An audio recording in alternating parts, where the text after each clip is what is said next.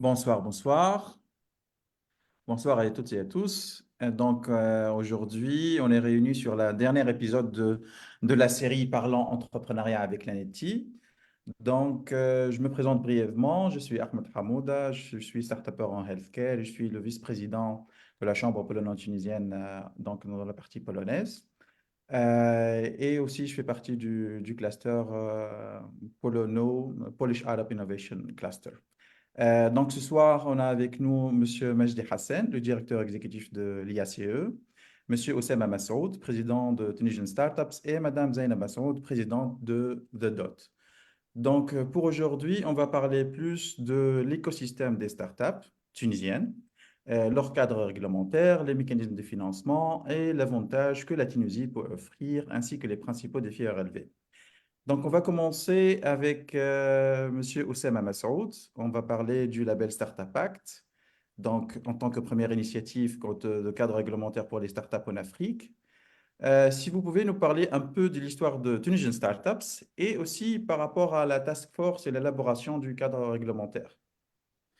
Merci beaucoup, Ahmed. Merci pour l'opportunité. C'est effectivement Tunisian Startup, c'est une association qui depuis quelques années, a pour ambition de représenter justement les startups tunisiennes, mais aussi l'écosystème tunisien en général.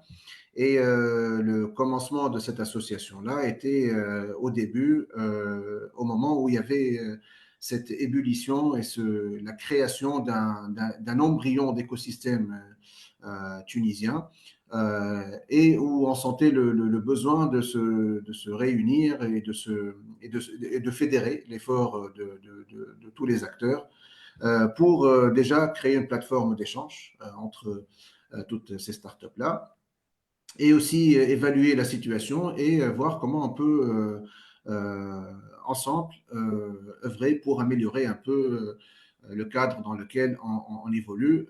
Bien sûr, c'est des gens qui croient que c'est un modèle qui peut aussi changer un peu les dogmes pour l'économie tunisienne et apporter une nouvelle approche de croissance pour l'économie. Donc, on a été tout de suite dans tous les débats qui touchent aux startups et à l'écosystème des startups, et bien sûr dans l'initiative du Startup Act. Le Startup Act, dans sa philosophie, émanait d'un constat où le cadre juridique général en Tunisie pour l'innovation et l'entrepreneuriat, à un moment avait présenté des limites pour justement cette nouvelle économie d'innovation. Et donc, on s'est dit, il y a deux options. Ou bien on va aller attaquer tout ce cadre-là, essayer de travailler à le changer. Ce qui semblait quand même une manœuvre assez délicate parce qu'il y avait des choses qui traînaient depuis des années, il y a des choses qui doivent changer en profondeur, où on va créer un cadre spécifique pour les startups. Et dans ce cadre-là, on va tester des choses, on va essayer, on va faire des proof of concept pour ce que devrait être un peu l'économie ou le cadre juridique pour l'économie de l'innovation, l'économie du savoir, etc. Et donc, on est parti sur cette approche-là et dans une démarche bottom-up qui émanait de tous les acteurs de l'écosystème et donc qui mettait autour de la table les startups, bien sûr, mais tout l'écosystème autour, les investisseurs, bien sûr le gouvernement et l'administration et tous les ministères euh, qui touchaient à l'économie, aux PME, à la technologie, etc. La Banque centrale de Tunisie, la TIA, la PI, et donc on commençait à travailler en groupe, en task force, pour travailler sur ce projet-là. Bien sûr, le projet au début était très large, le scope était très large, parce que tout le monde voulait tout changer en même temps. Après, on a compris qu'il y avait un travail qui devait être fait pour qu'on puisse avancer pas à pas, pour ne pas aussi brusquer. Le changement ne doit pas être très brusque parce qu'à un moment, C'est des choses qui sont très nouvelles pour l'administration. Il y a des process à changer, il y a des mindsets qui doivent changer.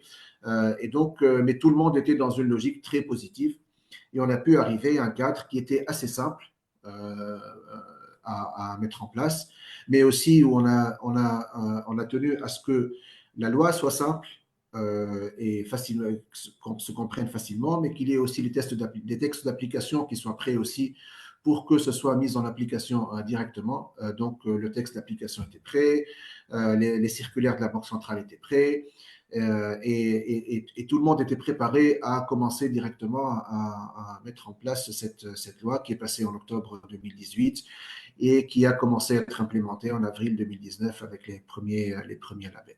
Donc ça, c'est un peu l'histoire en résumé de la Startup Act. On peut après parler de tous les piliers de cette Oui, oui. loi et la Après, je pense philosophie. qu'on parlera des trois composantes pour startup, investisseur et la structure, l'entrepreneur en lui-même. Mais j'aimerais bien peut-être entendre Open Mic. Donc, à votre avis, sur les challenges que les startupeurs ont vécu avant le label Startup Act, qu'est-ce qui a été résolu et qu'est-ce qui n'a pas été encore résolu jusqu'à ce jour? La question est à moi ou à...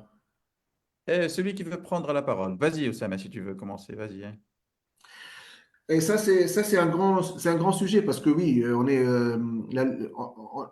y a des, par exemple, c'est au niveau, je sais qu'aussi au niveau de l'IACE, il y a des études qui ont été faites par rapport à l'impact de la loi, etc.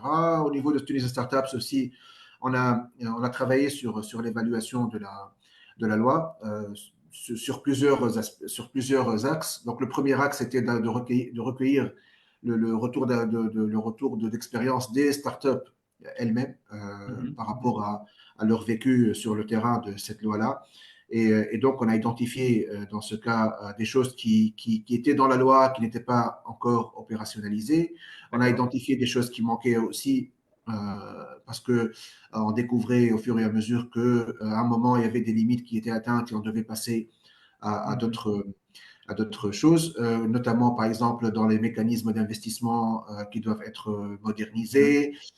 Qu'est-ce qu'on fait aussi après la fin du label? Qu'est-ce qu'on fait avec les avantages qui ont été attribués? La La transition sans transition, label. voilà, la transition post-label. Euh, Aussi, comment on fait pour adresser les sujets d'ordre un peu plus général comme l'accès aux talents, comment on peut retenir et attirer des talents dans les deux sens. Euh, et aussi, on a fait aussi sur un autre axe des études qui essayaient un peu d'évaluer les mécanismes ou les avantages qui étaient déjà dans la loi actuelle. Et donc, par Mhm, exemple, on a compris qu'un avantage comme la CNSS, par exemple, où mhm. les startups ont la possibilité, où ils sont subventionnés C'est pour l'NETI la... qui paye. C'est Voilà, l'NETI qui c'est paye pour l'ANETI qui les. paye. Par exemple, Ouais. pour cet avantage en particulier, on a conclu que c'était un avantage qui avait un impact positif sur la courbe de croissance des startups. Euh, D'accord. donc ça, par exemple, on l'a vu. On a essayé un peu de diriger les études vers justement l'impact que ça peut, parce que c'est ça à la base euh, l'objectif de cette loi. On est sur la base de ça, on a aussi utilisé ça comme base pour lancer le débat sur la Startup Act 2.0, qui aujourd'hui se présente plutôt sous le nom de l'Innovation Act, pas de Startup Ok. Act 2.0, Mhm. où dans la même philosophie, dans la même logique qui veut que la Startup Act soit un terrain de test et de proof of concept pour l'économie en général, d'élargir ce scope-là pour qu'il touche aussi les entreprises innovantes, l'innovation en général, ainsi que les startups, bien sûr. Et ce qu'on fait de tout ce pipe qu'on a créé avec la Startup Act depuis 2019, comment on fait avec ce pipeline quand on voit que des startups aujourd'hui qui ont été labellisées et créées sous cette loi-là, à un moment arrivent à une limite qui les oblige d'aller chercher des fonds Oui. à Déjà, l'international. je m'excuse de t'interrompre, mais je pense que le premier obstacle en tant que start-upper, c'est les 3 premières années d'obtention du label, parce qu'après 3 ans, ils doivent avoir un chiffre d'affaires ou bien un bilan de 300 000 dinars Ouais, et employer 10 personnes. Ça, c'est. Et juste pour anecdote, Instagram, quand ils font quand ils se font racheter par Facebook, cinq. ils étaient 5 personnes. Donc, Oui, absolument. donc déjà, nous, Absolument. on en souffre en tant que start-up.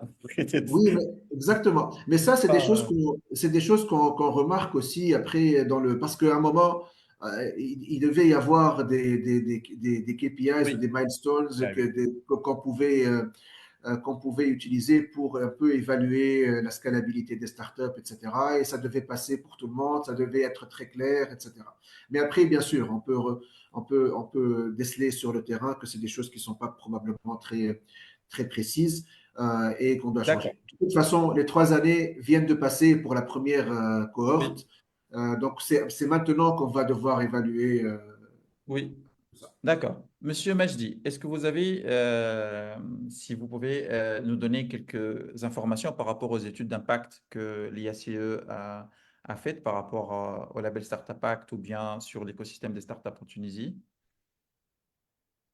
Donc, oui, on a fait des études, mais pas principalement sur le Startup Pack, mais sur l'écosystème en général, donc recensement de l'écosystème, la complémentarité sur l'écosystème et aussi sur les startups et les entreprises naissantes en Tunisie. Donc, principalement, le premier constat, c'est que euh, c'est une bonne chose pour la Tunisie qu'on a au moins un système d'incitation aux nouvelles entreprises. Et d'ailleurs, parmi les points, c'est que peut-être il faudrait généraliser les avantages pour toute entreprise nouvellement créée, au lieu que ce Mhm. soit uniquement pour tout ce qui est startup. Le deuxième point sur lequel, par exemple, nous sommes en train de travailler, d'ailleurs, c'est que pour les startups, il y a une particularité, surtout pour les startups qui sont avec une composante technologique importante. Donc, il y a les startups technologiques et les startups qui travaillent principalement dans tout ce qui est économie de plateforme. Donc, donc euh, chaque fois qu'on trouve que les startups, ils ont une composante technologique assez signifiante, c'est que Mhm. les possibilités de succès sont de plus en plus importantes. Ça, c'est un point qui est important. Et d'ailleurs, dans les programmes qu'on a maintenant, par exemple, au niveau de l'ISE, nous avons un programme avec Spark, donc, pour lequel on va justement accompagner et donner des subventions à 5 startups ou plus, pratiquement pour une enveloppe de 100 000 euros. Ça va être uniquement pour les startups avec technologie, parce qu'on a constaté que ce type de startup, donc pour lequel il y a une possibilité, parce que pour tout ce qui existe stratégie, pour que ce soit, après, vous avez parlé de Instagram qui a été repris, qui a été racheté, pour que ce soit racheté par un investisseur ou bien par une grande entreprise, c'est principalement le cas tunisien, donc Instadip, etc. C'est principalement les startups ayant une vocation technologique. Et c'est pour ça que l'importance de l'innovation, elle est aussi importante. Donc, euh, et pour ça, c'est que réellement, le système, le système y est système Mhm. y est. Je ne crois pas que dans le constat qu'on a, c'est que nous avons un système pour les startups qui est parmi les systèmes, qui est un système généreux. D'accord. Avec les problèmes de réglementation qu'on a, etc. Donc, mais réellement, le système, Il reste généreux. il reste, il reste généreux si on compare par rapport à d'autres pays. C'est Donc, vrai. il est un système généreux parce qu'il y a beaucoup d'avantages qui sont donnés par l'État. Lorsqu'il y a quelque chose qui est Quel est bon, l'avantage que vous considérez le plus généreux dans le cadre juridique Startup Act? ouais, il y a plusieurs avantages. C'est que principalement, lorsqu'on voit toute la partie qui est liée à des subventions ou bien à des exonérations, etc., c'est une partie qu'on peut considérer euh, qui est, euh, qui est, qui est généreuse. Mais en tout cas, il devrait qu'on travaille plus au niveau de l'écosystème pour améliorer la qualité des startups. D'accord. Il faudrait améliorer la qualité. Et ça, c'est un problème parce qu'il faudrait qu'on voit notre système national d'innovation. Donc, pour pouvoir, et justement pour avoir plus de talent, et c'est Qu'est-ce la que vous qualité voulez du dire capital par humain. qualité, qualité des startups? C'est quoi pour vous une startup de qualité? Ben, c'est que lorsqu'on voit, par exemple, une startup de qualité, c'est-à-dire que c'est une startup qui a de l'innovation technologique, donc Mhm, qui peut intéresser après tout l'écosystème. Parce qu'à la fin, il faudrait penser, existe stratégie. Il faudrait que cette startup, que le fonds d'investissement qui s'intéresse, il peut faire une plus-value, ou bien pour ça, il faudrait que ce soit racheté, ou bien que ce soit coté, etc. Donc, il faudrait que réellement, il faudrait avoir cette valeur ajoutée technologique, cette compétence technique mhm. qui permet de créer la plus-value. Si c'est uniquement l'innovation, elle est du point de vue managérial ou bien c'est une niche parce que c'est principalement lié à tout ce qui est économie des plateformes, ce n'est pas vraiment quelque chose qui peut intéresser au mieux les industries et les grandes entreprises. Parce que réellement, normalement, c'est important pour la Tunisie, pour qu'on puisse faire de la croissance dans notre économie, que Mhm. les entreprises tunisiennes et autres font de la D'accord. croissance par l'acquisition, bien par le joint venture avec des startups. Ok, Pour ça, il faudrait qu'on gagne en termes de progrès technologique. Donc, pour moi, ok. c'est l'élément le plus important. C'est que, parce que c'est les startups qu'ils maîtrisent les technologies des ruptures, qu'ils maîtrisent de nouveaux modèles économiques, etc. Et ça, c'est principalement, donc, et qu'ils ont la rapidité et l'agilité pour le faire. D'accord. Et ça, généralement, ça peut apporter quelque chose de très important pour l'écosystème. D'accord. Merci, merci Majdi. Juste un petit rappel, on est en train de diffuser en langue française parce qu'on a l'AMCEP et d'autres écouteurs internationaux et c'est pour ça que tu utilises le français. Donc, Zainab, je te laisse présenter un peu de DOT puisque c'est assez innovant aussi en tant que projet et surtout, principalement les programmes qui existent pour The Dot et qui pourrait peut-être aider sur la partie dont Majdi a appelé sur la qualité des startups. Alors, merci beaucoup, Ahmed. Merci à l'ANITI pour l'invitation et cette opportunité donc, de présenter et The Dot, les programmes de The Dot et de mener cette discussion autour des défis rencontrés par les startups.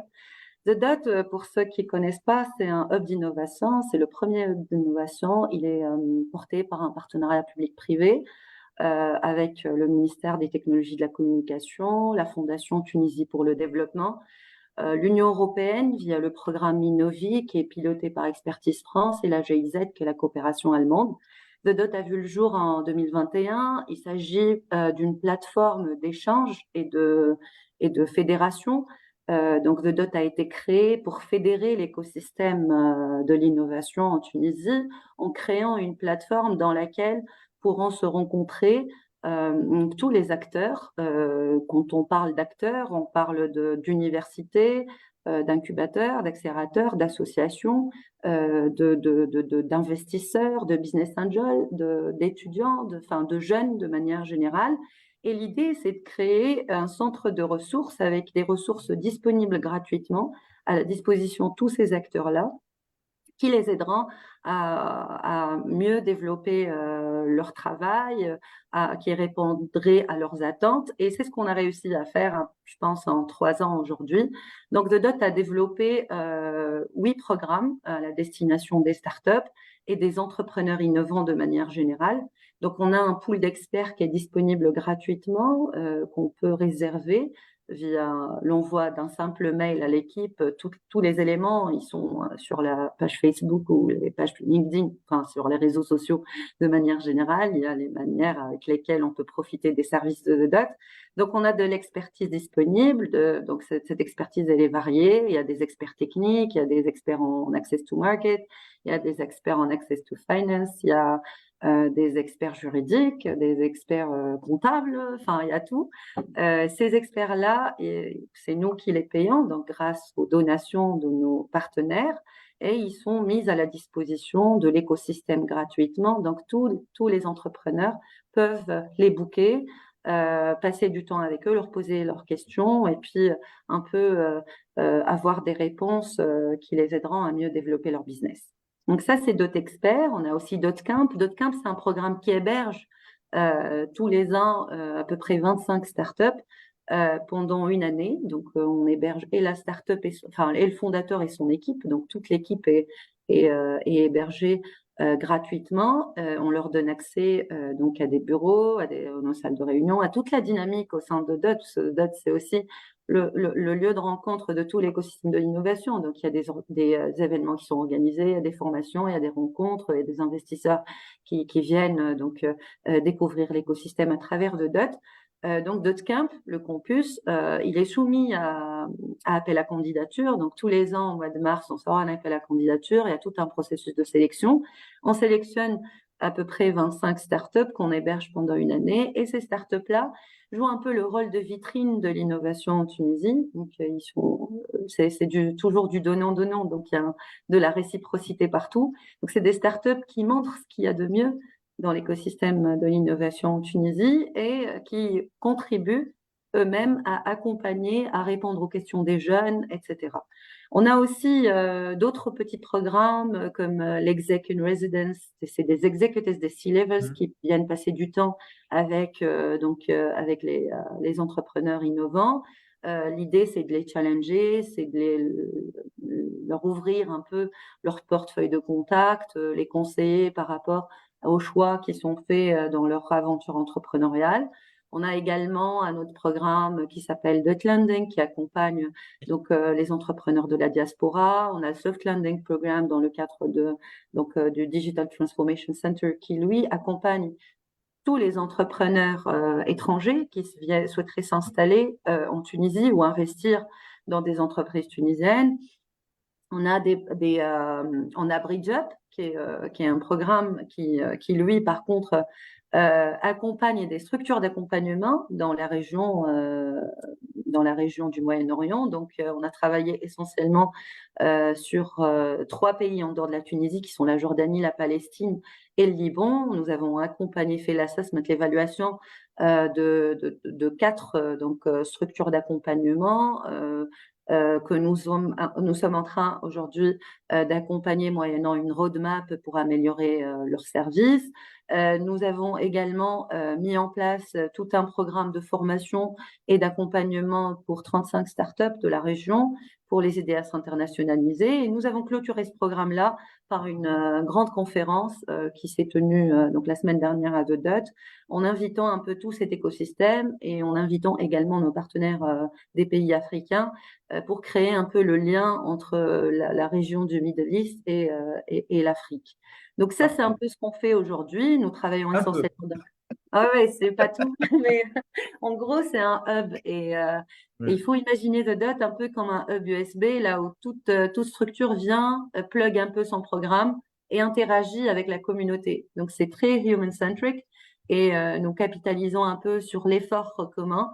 Donc toute structure qui est partenaire de The Dot contribue à faire évoluer la communauté et bénéficie aussi de la gratuité offerte par The Dot.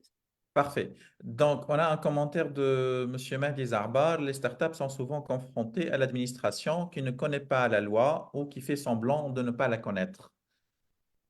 Des commentaires sur ça? Je continue. Vas-y. Alors oui, il y a un problème dans les deux sens, hein. Moi, je dirais qu'il y a une mauvaise information. Donc, l'administration aujourd'hui tunisienne ne transmet pas l'information d'une manière claire. Donc, les bénéficiaires finaux, finalement, ou le client, entre guillemets, de l'administration n'a pas l'information. Et quand il a l'information, il est souvent mis à l'épreuve face à des personnes qui font une lecture de la loi, chacun à sa façon. Donc, il y a un problème de process et de méthodologie qu'on reproche nous-mêmes à l'administration, nous-mêmes qui sommes portés par le ministère, nous critiquons un peu ce système. Le système fait que certaines administrations laissent la porte ouverte à des individus qui aujourd'hui font un peu à leur manière. Donc, il y a différentes, par exemple, recettes des finances qui demandent une paperasse différente. Et ça, rien que le fait de laisser la porte ouverte à ce genre de pratique est dangereux, entre guillemets. C'est pour ça que nous plaidoyons fortement pour la digitalisation de l'administration, parce qu'en digitalisant, on aura un peu un process, et une méthodologie, une checklist digitalisée qui ne laisse pas un peu la porte ouverte à ce genre de pratique.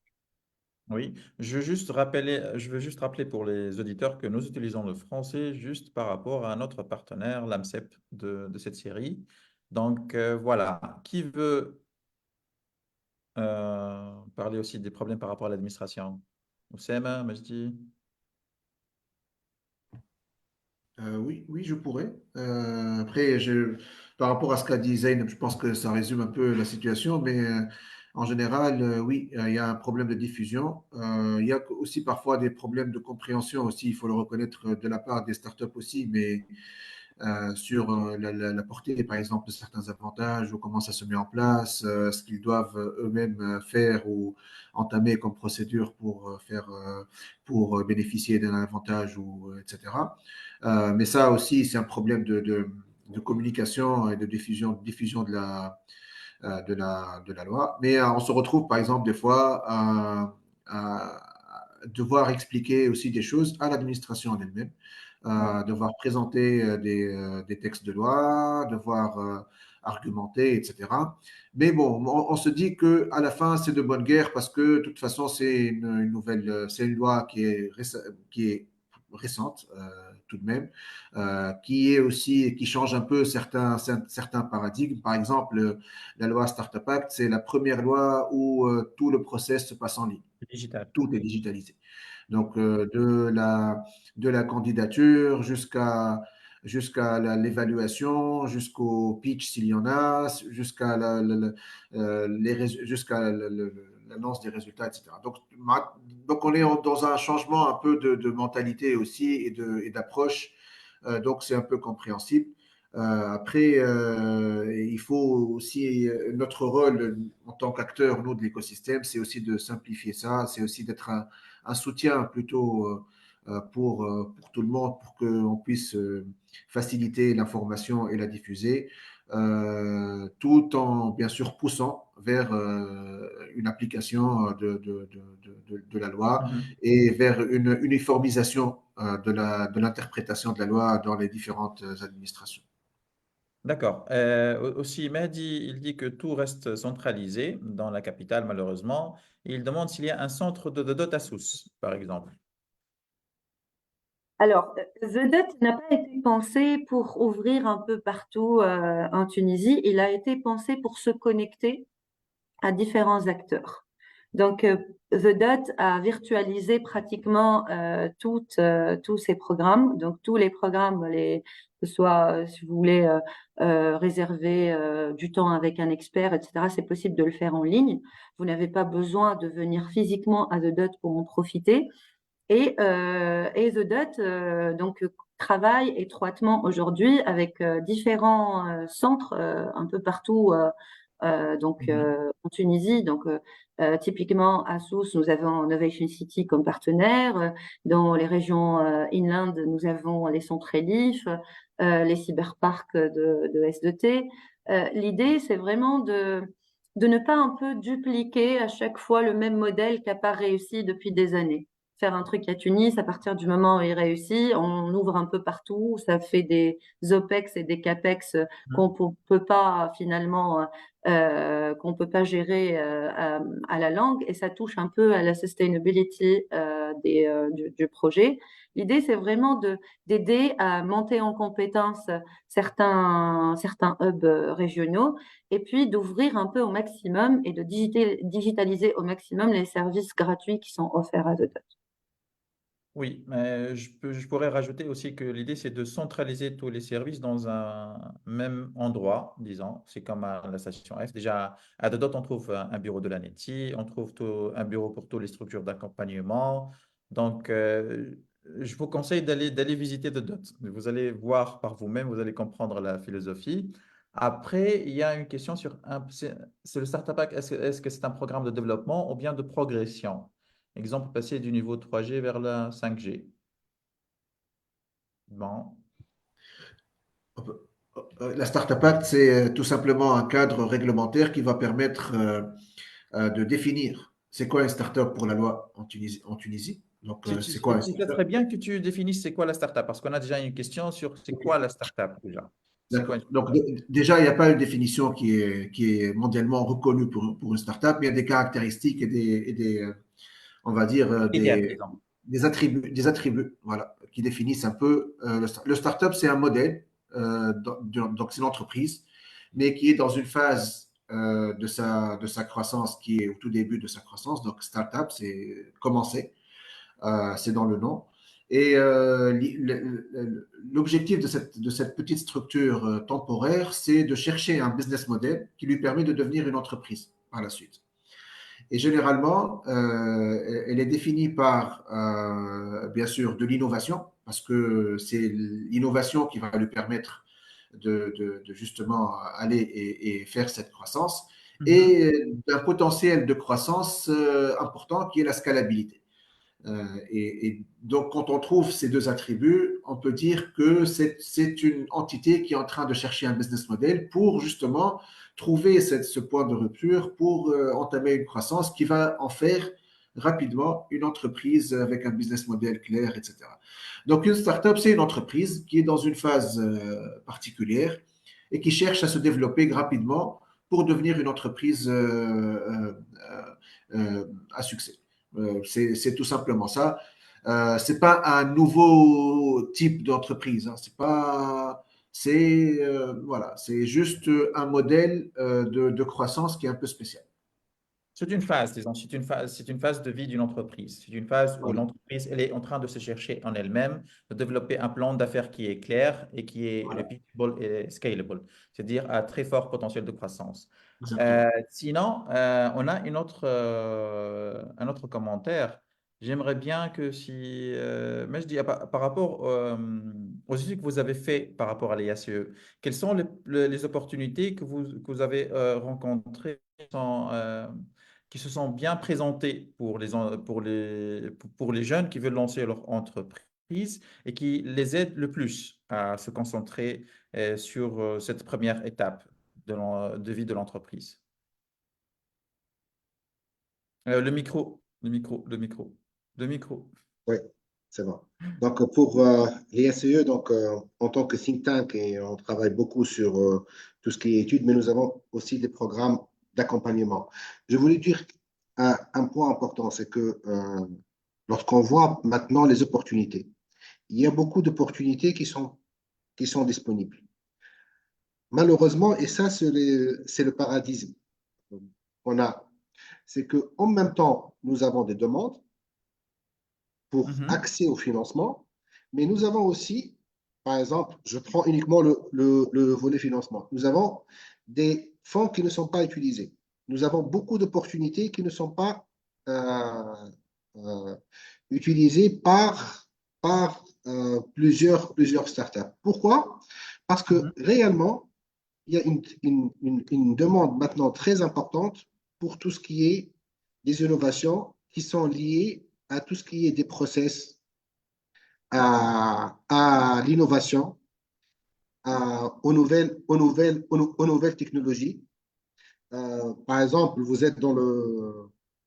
vous-même, Ahmed, vous êtes dans tout ce qui est health, c'est parmi les secteurs porteurs maintenant, le health. Tout ce qui est environnement, tout ce qui est le changement climatique, les énergies renouvelables, tout ce qui est euh, lié à la technologie. C'est vraiment, il y a beaucoup d'opportunités, en plus de tout ce qui est intelligence artificielle, etc. Mais ça, c'est vraiment les choses qu'on retrouve, non pas uniquement en Tunisie, parce que réellement, le vrai, euh, le vrai challenge, c'est avoir des opportunités. Généralement, on retrouve les mêmes opportunités et les tendances sont les mêmes, non pas uniquement pour l'écosystème tunisien, c'est pour l'écosystème global.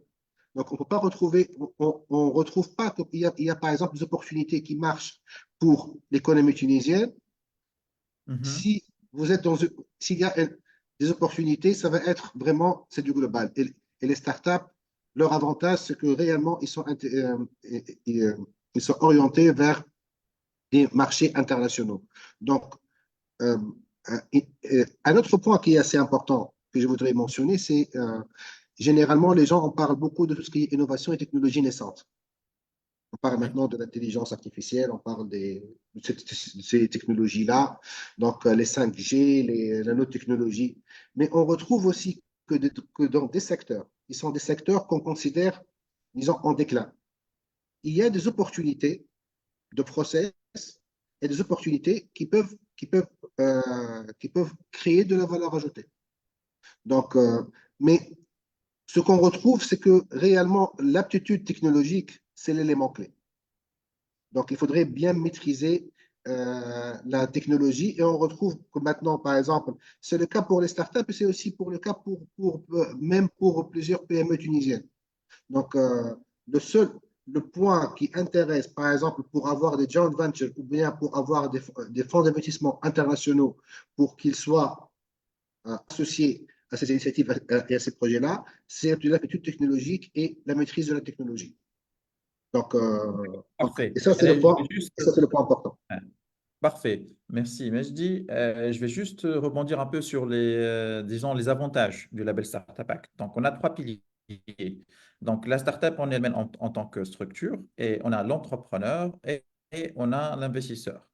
Donc, c'est 21 avantages pour ces trois piliers.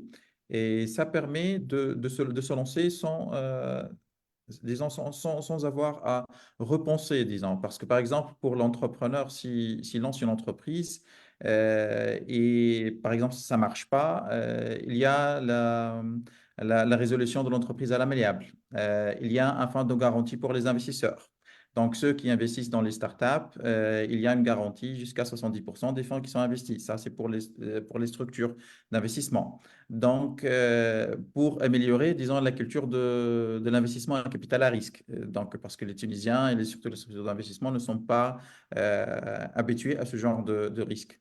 Je vais lancer juste pour vous, quels sont les avantages qui sont les plus importants pour l'entrepreneur dans le cadre du label Startup Act qu'il doit en prendre, disons, bénéfice pour se lancer? Oussama, Zainab. Allez, Zainab, déjà, vous avez une fan. Donc, Madame Wafé vous a dit bravo, Zainab, ces gens-là font bouger l'écosystème. Heads off. Merci. Voilà. Mais moi, je ne peux pas parler du Startup Act en la présence de Monsieur le Président de Startup. Voilà. C'est le président de tous les startups, donc Vas-y, Oussama, à toi Euh, l'honneur. Très belle passe, Zayn, très belle passe.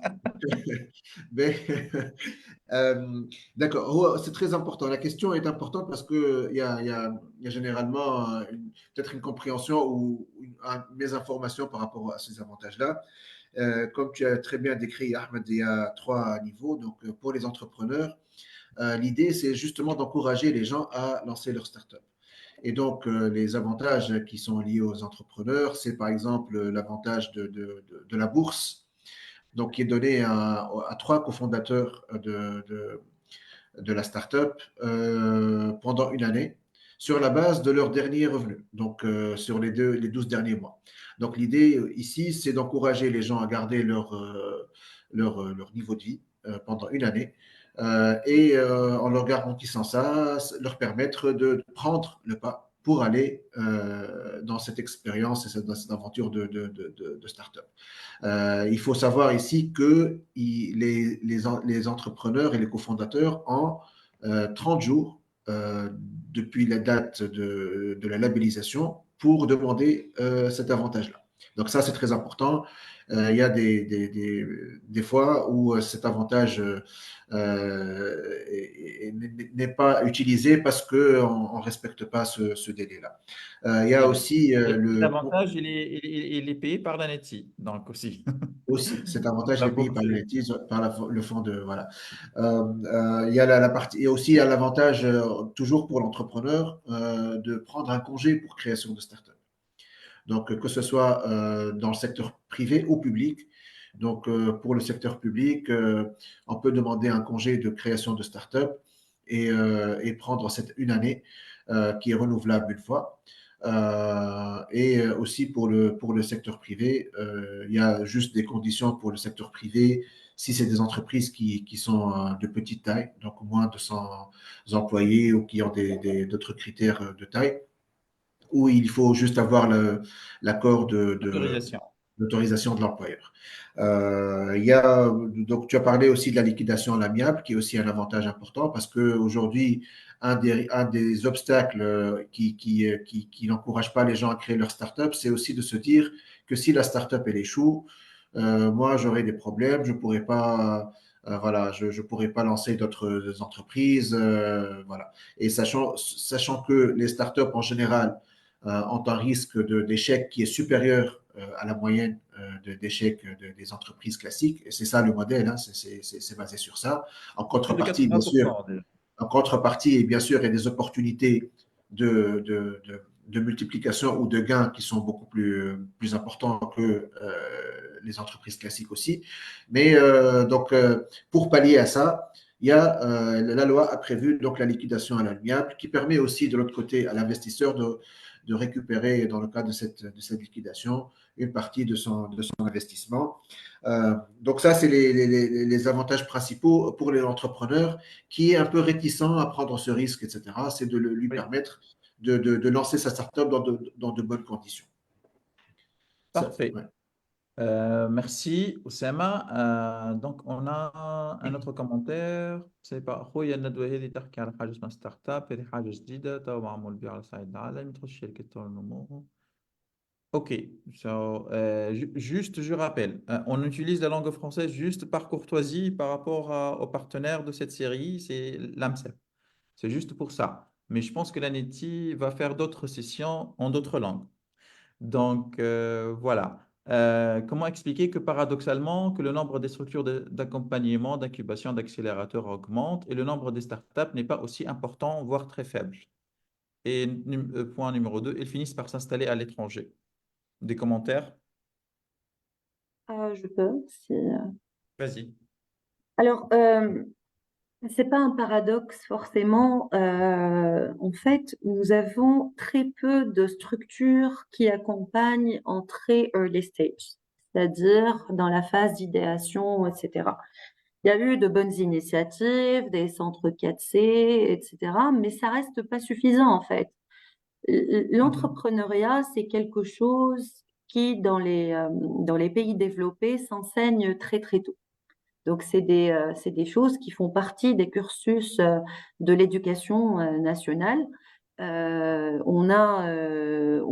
Qui partent aussi des labs de recherche, de choses comme ça. Nous, on vient aujourd'hui en se disant pour gagner du temps, au lieu de retravailler tout le système, on va installer des tires comme ça, un peu par-ci, un peu par-là, mais ce n'est pas forcément en train d'être fait de la meilleure manière. La preuve, aujourd'hui, on a à peu près 1000 startups Oui. labellisées et tout le monde souffre du pipeline. Tout le monde dit qu'il n'y a pas assez de pipe, il n'y a pas assez de startups qui intègrent aujourd'hui les incubateurs accélérateurs, il n'y a pas assez de startups dans lesquelles investir, etc. Donc, ce qui serait intéressant aujourd'hui, c'est de renforcer le travail en plus early stage, c'est-à-dire très en amont, dans les écoles, dans les universités, plus tard chez les professionnels aussi. C'est-à-dire qu'ils restent aujourd'hui considérés comme les meilleurs candidats pour lancer des entreprises. Ces gens qui ont déjà eu leur diplôme, qui ont déjà travaillé quelques années, acquis une expérience, un réseau, etc., pour notamment améliorer tout ça. Donc finalement, ce que vous dites ici, qu'on a un peu trop d'accompagnateurs, moi je dirais pas qu'il y en a un peu trop, il y en a une cinquantaine labellisés aujourd'hui. C'est pas énorme en soi, sachant que chacun intervient sur une partie de la chaîne de valeur et qu'on a des parties de la chaîne de valeur de l'entrepreneuriat qui restent totalement desservies. Au contraire, il faudrait peut-être mettre une stratégie et regarder toute la chaîne de valeur et travailler un peu plus en amont sur le pipe, justement, comment préparer les futurs entrepreneurs de demain, essayer de leur inculquer cet esprit d'initiative et cet esprit donc entrepreneurial très tôt pour qu'ils se trouvent à l'aise aussi. Et puis, dédramatiser l'échec aussi, parce que Oui. nous vivons dans une société qui dramatise l'échec aujourd'hui et qui dramatise, enfin, qui n'encourage pas forcément l'initiative privée. C'est-à-dire qu'on aime bien quand on a un salaire fixe, des conditions confortables, etc., plutôt que de prendre des risques et de tester des choses qui pourront réussir comme pourraient ne pas réussir. Oui, donc on a un très bon commentaire, je pense. Bravo tout le monde. Bon, je vais peut-être rajouter qu'il y a les espaces entreprendre de l'ANETI qui sont un peu partout dans la Tunisie. Je pense qu'il y a plus de vingtaine d'espaces entreprendre. Et leur rôle, c'est un point d'information. Donc n'hésitez pas, si vous n'êtes pas à Tunis, d'aller vers cet espace entreprendre et ils vont vous dire, ils vont vous informer sur les opportunités pour les entrepreneurs dans votre région, que ce soit des programmes d'accompagnement pour les startups ou autres. Donc, et j'aime bien la nouvelle définition de Oussem pour les entreprises innovantes et sortir de peut-être de jargon qui va minimiser l'effort. Donc, la start-up, donc ça concerne que ces personnes-là. D'ailleurs, Zainab, si tu peux confirmer que vos services ne sont pas seulement orientés pour les startups qui sont labellisées, même pour les Ni entités. pour les startups tout court, hein. C'est-à-dire que DotExpert, par exemple, il est ouvert à tout entrepreneur partout en Tunisie. Donc, il n'est pas forcément ouvert qu'aux startups ni aux entreprises innovantes. C'est vraiment pour tout entrepreneur qui a une question. Parfait. Merci. On a une autre question. Donc, avant de terminer cette conférence, on nous demande de citer quelques exemples, disons, de success stories, d'entités tunisiennes qui ont bénéficié du label Startup Act et grâce au label Startup Act, ils ont réussi. Est-ce que vous avez une entité ou bien une histoire à citer? Sur ce point-là, c'est toujours très délicat de parler de success story. Bien sûr, il y a des success stories qui sont indiscutables. Après, de lier ça directement au Startup Act ou pas, on ne peut pas le dire. On sait par exemple qu'Instatip, qui est la success story tunisienne, a le label Startup en Tunisie. Ça, on le sait. Après, Instadip s'est développé aussi Avec Confiance. voilà, avec un développement international dès le début. Et ça aussi, c'est ce qui est normal aussi pour une startup. Une startup Tout à cherche fait. un marché large, cherche le bon marché pour son produit, surtout quand il s'agit de deep tech comme pour Instadip qui travaille sur des modèles IA très avancés, etc. C'est pas le marché tunisien qui va permettre l'expansion parce que on le sait, c'est un marché tunisien. C'est pas péjoratif, hein, mais c'est la réalité des choses. Le marché tunisien est un marché de petite taille qui est très bien pour les talents, qui est très bien pour expérimenter, qui est très bien pour lancer des POC, mais il faut très rapidement passer à l'international. Donc aujourd'hui, Je rajouterais au SEMA peut-être qu'un des traits et des attributs les plus importants de la startup, qu'elle est globalisable, disons. voilà. Ah, Parce que ah, la scalabilité par défaut, par définition, ne peut pas se limiter à un marché, sauf si ce marché-là est au SEMA, je pense que, bon, ok. Je continue sur OSEMA. Donc, sauf si ce marché-là, il est assez grand pour qu'elle soit ait un fort potentiel de croissance, par exemple, comme les États-Unis. Et encore. Vas-y, Zainab, vas-y. Et encore, même s'il est grand, à un moment ou un autre, elle va devoir s'internationaliser, agrandir son marché, défier un peu la concurrence internationale, etc. Donc, par définition, la start-up ne peut pas être liée à un marché ou à un contexte particulier. D'ailleurs, même les success stories internationales ou les licornes, elles ont peut-être commencé aux États-Unis, mais elles desservent un peu le monde aujourd'hui et c'est comme ça qu'on les qualifie de licornes d'ailleurs. Donc, c'est tout à fait normal qu'à un moment ou un autre de leur cycle de vie, elles s'internationalisent et après, c'est vrai qu'il y a des difficultés particulières à la Tunisie, particulières à notre environnement. C'est-à-dire que le Startup Act a répondu à certaines attentes et à certains besoins, mais ne prend pas aujourd'hui en considération l'évolution de la startup. À un moment, il va falloir qu'elle lève des fonds et la Tunisie aujourd'hui n'est pas le pays le plus simple pour lever des fonds internationaux.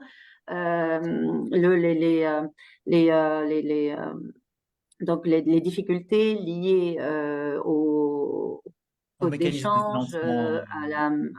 à la paperasse, quand un investisseur étranger investit dans ton entreprise, etc. Le fait de demander une autorisation à la Banque centrale, si Oui, tu ne fais pas cette demande et on file pas ce document à l'avance, il est pratiquement impossible demain de sortir son argent.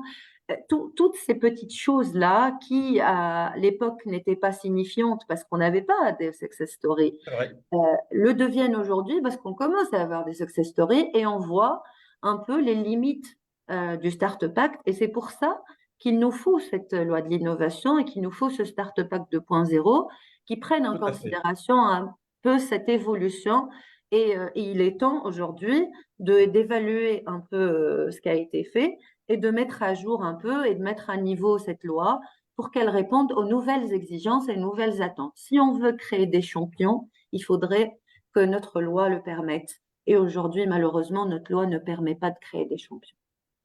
Au moins des champions tunisiens à partir de la Tunisie. Pas des champions tunisiens, mais à partir d'un pays étranger.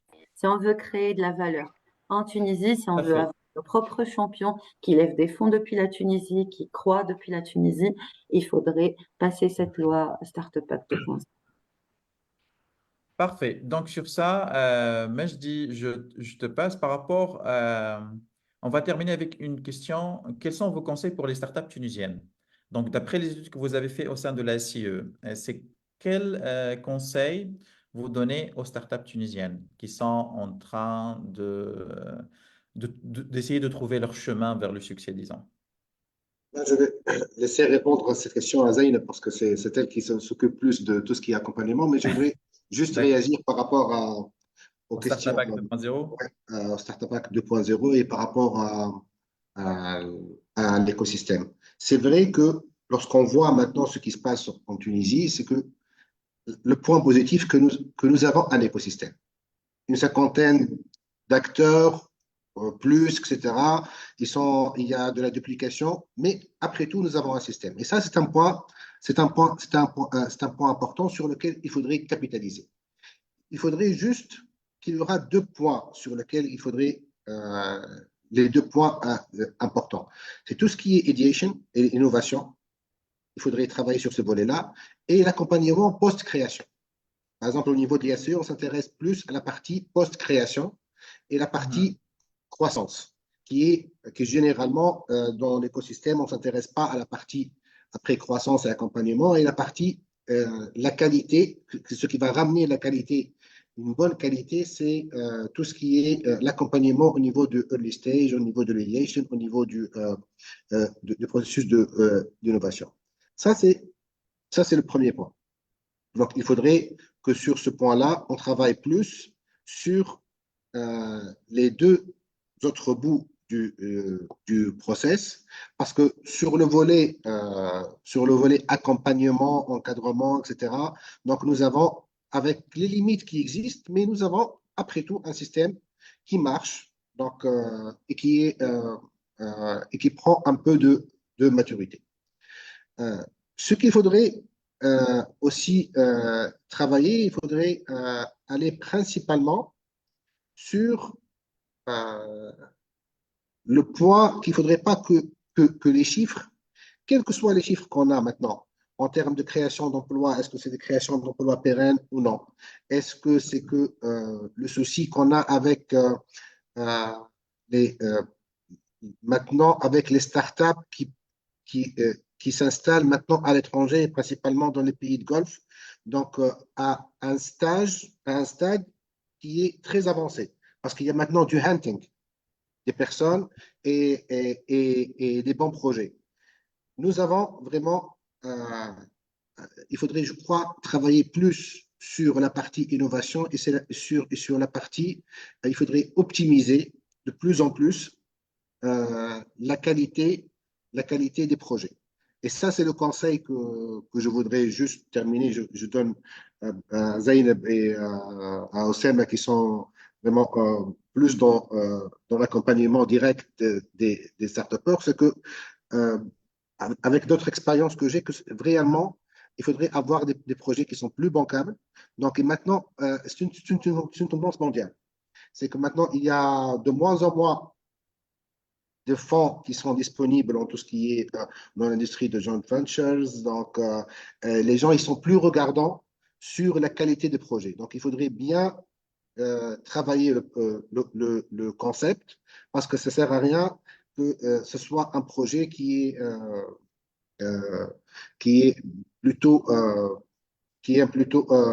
un projet juste parce que je réponds à Madame Amel Safar que je salue, que juste parce qu'il faudrait avoir un entrepreneuriat, par nécessité, un entrepreneuriat d'opportunité, il faudrait réellement qu'on ait des projets qui sont ayant une valeur ajoutée claire et un contenu technologique. Ça, c'est le point sur lequel la Tunisie devrait avoir un avantage compétitif. Et je salue maintenant qu'on parle plutôt d'Innovation Act. Et je crois que c'est l'élément important parce que Ouais. ça va être après.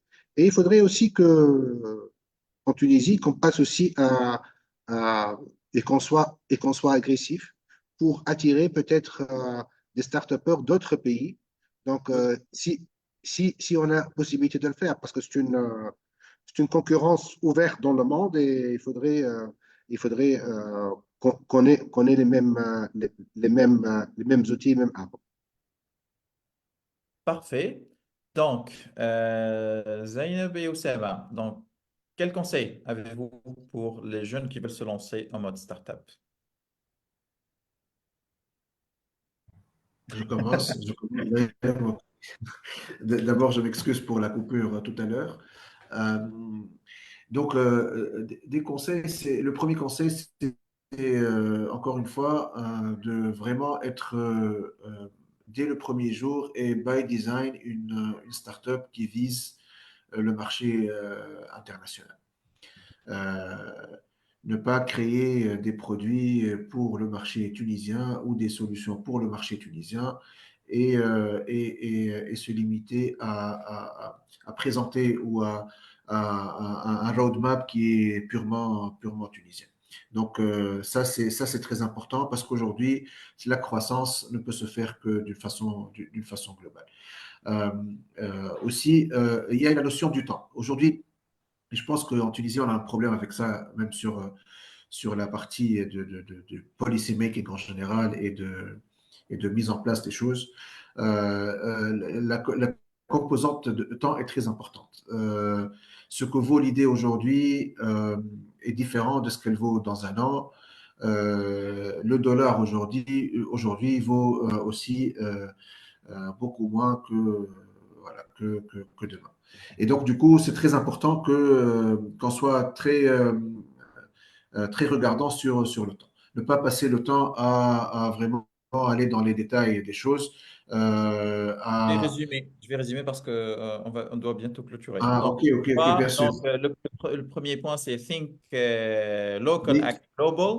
exact. Deuxièmement, c'est Time to Market. Réduire au maximum le Voilà, temps d'aller au exact. marché pour dénicher l'opportunité en son temps précoce. Zainab, à toi. Et faites-vous accompagner. Faites-vous Acceptez, accompagner. Parfait.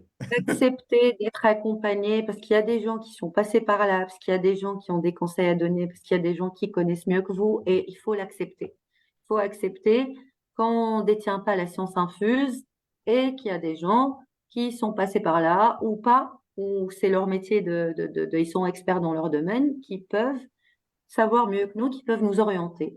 Et accepter, donc il faut être à l'écoute et prêt à écouter. Et l'écoute, ça se travaille, hein. Donc ça, c'est mon conseil à Donc, tout temps. agilité en mindset en tant qu'entrepreneur et qu'entreprise, donc les deux. Donc, Absolument. voilà. Merci infiniment à tout le monde. Je vous remercie pour ce dernier épisode qui est assez riche et qui est en train d'ouvrir disons, des discussions pour le Innovation Act. J'aime bien ce mot, beaucoup plus qu'un Startup Act. On élargit le scope. Merci à tout le monde. Merci à l'NT d'avoir organisé ce webinaire et à la prochaine. C'est